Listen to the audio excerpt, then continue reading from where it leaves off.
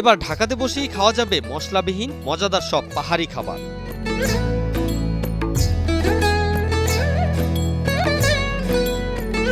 রাজধানীতে পাহাড়ি খাবার পাওয়া গেলেও এই খাবারের মূল উপাদান নিয়ে আসা হয় বান্দরবন থেকে। এই উপাদান রাজধানীতে পৌঁছাতে সময় লেগে যায় 2 থেকে 3 দিন। এগুলো আস্তে আস্তে আমাদের 2-3 দিন সময় লাগে, কারণ আমরা এটা কুরিয়ার সার্ভিস মাধ্যমে নিয়ে আসি। বান্দরবনে সকালের নাস্তা অথবা বিকালের নাস্তার তালিকায় পছন্দের খাবার মুন্ডি। রাজধানীতে এই খাবার সচরাচর তেমন পাওয়া যায় না কোথাও, কিন্তু এখানে আসলেই পাওয়া যাবে এসব খাবার। কাস্টমার আছে, আপনাদের বাঙালিগুলাও কাস্টমার আছে, বেশিরভাগ আমাদের পাহাড়িরা আছে, কারণ আমাদের পাহাড়িরা হচ্ছে এ খাওয়ার জন্য তো সবাই পছন্দ করে, সবাই খায়। চিনে মুন্ডি বলতে কি জিনিস, আমরা পাহাড়িরা সবাই হচ্ছে বান্দরবানে হোক যেখানে হোক বিকালের নাস্তা সকালের নাস্তা সবাই পছন্দ করে। মানে এখানে কোনো পাহাড়িদের জিজ্ঞানো নাই যে এটা কি, এটা যে কি জিনিস, সবাই জানে মুন্ডি মানে কি। চাপাতি ছাড়া পাহাড়ের শুকনো ফল দিয়ে তৈরি করা হয় রোজেলা চা। এই চায়ে চিনির বদলে দেওয়া হয় মধু। চায়ের স্বাদ একটু টক, তবে স্বাস্থ্যসম্মত বলে দাবি করেন এই নারী বিক্রেতা। টক ফল আছে, মানে আমাদের ওদিকে পাওয়া যায়, অনেক সময় দেখি ঢাকা শহরেও পাওয়া যায়, কিন্তু সব সময় দেখা যায় না। ওটা হচ্ছে ওই টকটা হচ্ছে সিজনও থাকে, এখন হচ্ছে সিজন না, এই জন্য আমরা আগে থেকে এটা শুকিয়ে মানে রোদে শুকিয়ে শুকনোভাবে রাখা হয়, এটা সিদ্ধ করে জাস্ট ফ্লেভারটা নেওয়া হয়, এটা দিয়ে মানে মধু আর চিনি মিক্স করে মানে ইয়ে করে।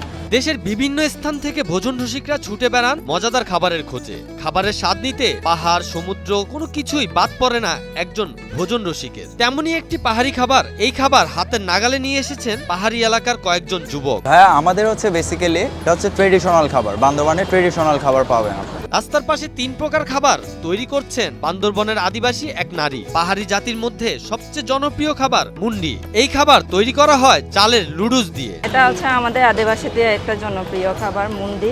3 পার্বত্যতে মানে কাকছড়ি, রাঙ্গামাটি, বান্দরবান, বেশিরভাগ রাঙ্গামাটিতে, রাঙ্গামাটি না বান্দরবানে বেশিরভাগ ইয়ে হয় ফেমাস। মুন্ডি খাবারের প্রশংসায় মেতে উঠেছেন এই যুবক। বললেন এই খাবারের স্বাদ পুরোই ভিন্ন। পাহাড়ে একবার মুন্ডি খেয়েছিলেন, এরপর থেকে কোথাও পেলে ঝাঁপিয়ে পড়েন। আমি জানি না আসলে এইটা ওনারা অনেক স্পেশাল জিনিসপত্র দিয়ে বানায়। আমি একবার বান্দরবন গেছিলাম অনেক আগে, তখন মুন্ডি খাই আমি মুন্ডির ফ্যান হয়েছিলাম। সো তারপরে আমি যেখানেই দেখি সেখানেই ঝাঁপাই পড়ি। চিকেন মুন্ডি 3 ভাগে পাওয়া যায়: সাধারণ মুন্ডি, ডিম মুন্ডি, স্পেশাল মুন্ডি। তবে স্পেশালের সঙ্গে থাকে পাহাড়ি স্যুপ, ডিম, মুরগি সহ।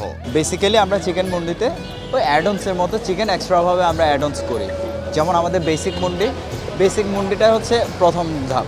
তো এর সাথে যদি ডিম হয় আমরা ডিম অ্যাড করে দিব, চিকেন হলে চিকেন অ্যাড করবো, আর স্পেশাল হচ্ছে ডিম চিকেন দুটোটাই থাকবে। সিদ্ধ মুরগির পানির সঙ্গে সামান্য আদা বাটা দিয়ে তৈরি করা হয় মুরগির স্যুপ। এখানে আদা রসুন মরিচ দিয়ে ওই স্যুপটা আমরা রেডি করি খুবই পাতলা করে।